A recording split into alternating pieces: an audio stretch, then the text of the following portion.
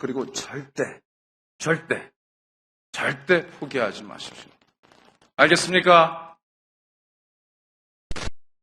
저는 오늘 딱 한 가지만 묻고 싶습니다.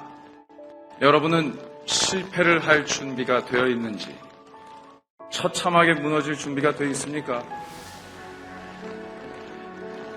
여러분 형형색색의 꿈을 품고 이 자리에 앉아있을 것으로 확신합니다. 그러나 입학식 때 장밋빛 길이었다면 이제 여러분 앞에 놓여있는 건 가시밭 길이죠?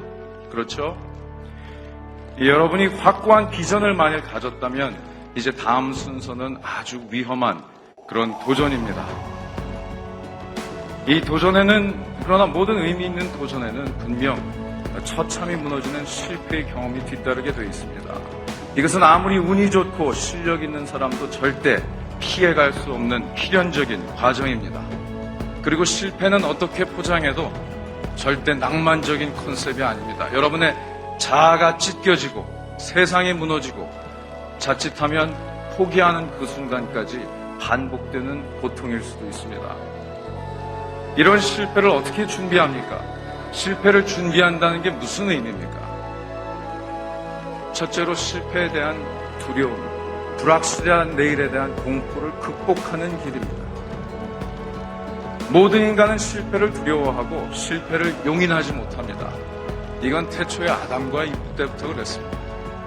선악과를 먹지 않으면 만물 영장으로 만들어주겠다는 하나님과의 약속에 실패한 인간들이 이것을 끝까지 인정하지 못하고 여자 탓, 뱀 탓으로 돌릴 때부터의 DNA입니다. 이 DNA 때문에 우리는 실패에 대한 공포를, 그 두려움을 인간의 그치지 않는 신앙이라고 부릅니다. 그러나 여러분, 두려워한다고 성공의 가능성이 높아집니까? 실패의 가능성이 낮아집니까? 그렇지 않죠? 결과와는 아무런 상관이 없는 두려움이죠. 이 위험 없는 도전이 있을 수 없듯이 실패 없는 성공이란 절대 있을 수가 없습니다. 더욱이 지금은 평범한 성공이 통하는 평범한 시대가 아닙니다. 특히 과감한 도전을 꿈꾸고 이 세상에 뛰어드는 여러분 앞에는 정말 처참한 실패의 과정이 기다리고 있다고 저는 자신합니다. 우리는 인생을 살아가며 모두 각자의 크고 작은 실패를 경험하게 됩니다. 그리고 자신의 실패를 인정하지 못하고 때로는 남 탓으로 돌리기도 합니다. 하지만 실패를 받아들여야 합니다. 실패는 도전하는 사람만이 가질 수 있습니다. 그리고 우리는 실패에 대한 두려움이 있습니다. 그 두려움은 우리 스스로 만들어내는 것입니다. 따라서 결과와 전혀 상관이 없지만 우리는 실패할까봐 두려워서 아무것도 하지 않으려고 합니다. 그렇지만 우리는 성공하기 위해서 실패라는 과정이 필요합니다. 그렇다면 어떻게 실패의 두려움을 이겨낼 수 있는지 지금부터 들어보겠습니다. 저는 15살 때 미국으로 유학을 떠났습니다. 그때 저희 어머니께서 써주신 편지에 기억에 남는 두 구절이 있습니다. 하나는 랄프 월도 에머슨이 쓴 글이고 또 하나는 성경의 신명기 구절입니다.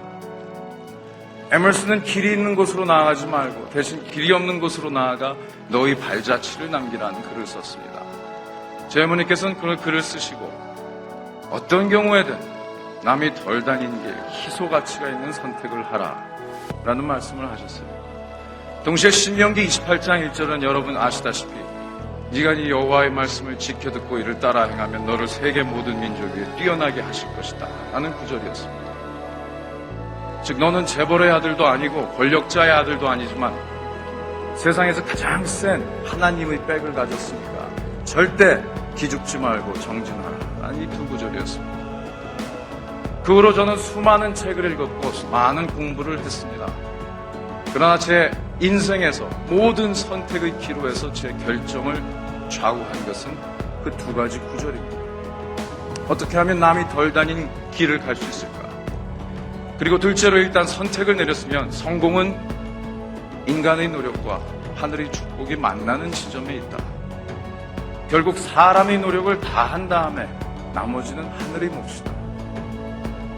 내가 인간의 노력을 다했고 나머지는 하늘에 맡겨야 되는 것이면 두려움이 끼어들 여지가 있습니까? 없습니까?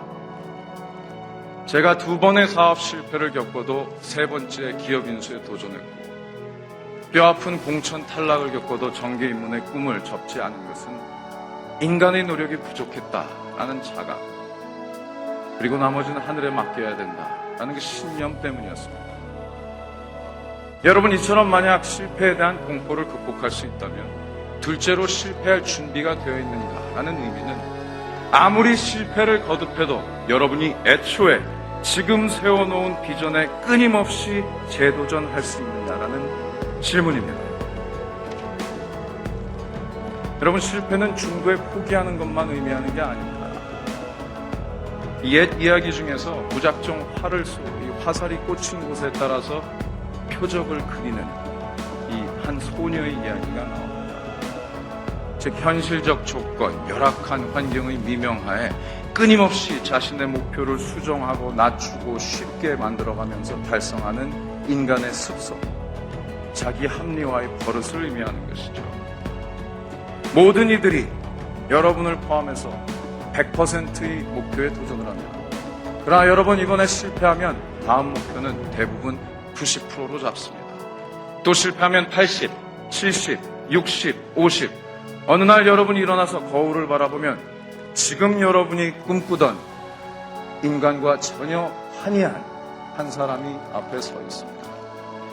대부분의 인생이 그렇게 막을 내립니다. 여러분, 사명은 시작과 끝이 같아야 됩니다. 여러분, 지금 완전한 사명을 세우고 절반을 달성하려면 차라리 절반의 사명을 세우고 완전히 달성하는 것이 옳습니다. 저도 2001년도에 사업에 크게 실패했습니다. 이 로스쿨 동문 2명과 함께 벤처를 세우고 150억 원의 자금을 유치했습니다. 이 돈을 6개월 만에 깨끗이 다 썼습니다. 그리고 도산했습니다. 그때 아내와 큰딸 함께 캘리포니아에서 살고 있었는데 월세 낼 돈이 없었어요. 전 세계를 돌아다니며 공부를 하고 경력을 쌓았는데 결국 귀국해서 아버지 댁 문간방에 신세를 질 수밖에 없었습니다. 통장에는 20여만 원이 있었고 또 31살의 나이에 군대 자원에서 공익근무 요원 생활을 시작했습니다. 자, 저는 돈이 없는 거는 참을 수 있었어요. 회사가 도산하는 것도 아프지만 견딜 수 있었습니다. 그러나 제 운명의 주제자가 되겠다는 꿈만큼은 버릴 수가 없었습니다. 아무리 힘들어도 다시 회사로 들어가서 남의 지시를 받는 삶은 절대 살고 싶지 않았습니다. 그렇게 1년을 버텼습니다. 그리고 부채를 얻어서 50년 적자였던 헤럴드 미디어, 코리아 헤럴드 내외경제 신문을 인수했습니다. 그리고 2년 반 만에 하늘의 도움으로 극자 전환에 성공할 수가 있었죠. 여러분, 목표를 이리저리 고치면서 낮아진, 쉬워진 목표 달성에 만족하는 것은 정말 멋진 실패보다 못한 추한 성공에 불과합니다. 아무리 멍들고 까지더라도 다시 일어나서 자기 합리화와 변칙적 달성 없이 애초에 세운 비전에 죽는 순간까지 끊임없이 재도전할 수 있느냐, 그럴 만한 가치가 있는 몸이고 그럴 만한 의지가 있는 인간이냐, 있다면 실패할 준비가 되어 있는 것이고 도전할 자격이 주어진 것입니다. 그러나 여러분이 앞으로 이런 과감한 도전을 하면서 수도 없이 현실과 이상의 괴리 앞에서 좌절을 경험할 거예요. 저도 수도 없이 경험합니다. 그러나 여러분이 그 같은 실패의 벽 앞에서 울고 있을 때 누군가는 반드시 그 벽을 타고 오릅니다. 누군가는 반드시 그 벽 위에, 꼭대기에 서 있습니다. 실패 없는 삶이라고 하는 건 성공 없는 삶을 의미합니다. 타인과 환경에 이끌려가는, 휘둘리는 고만고만한 인생을 의미합니다. 나는 여러분 스스로 자문했으면 좋겠습니다. 평생을 떨면서 양으로 살 것이냐, 하루를 살아도 사자로 살 것이냐. 위험하지 않은 꿈은 꿔야 될 가치가 없어요. 이제 여러분에게, 젊은 여러분에게 모험은 선택이 아니라 의무입니다.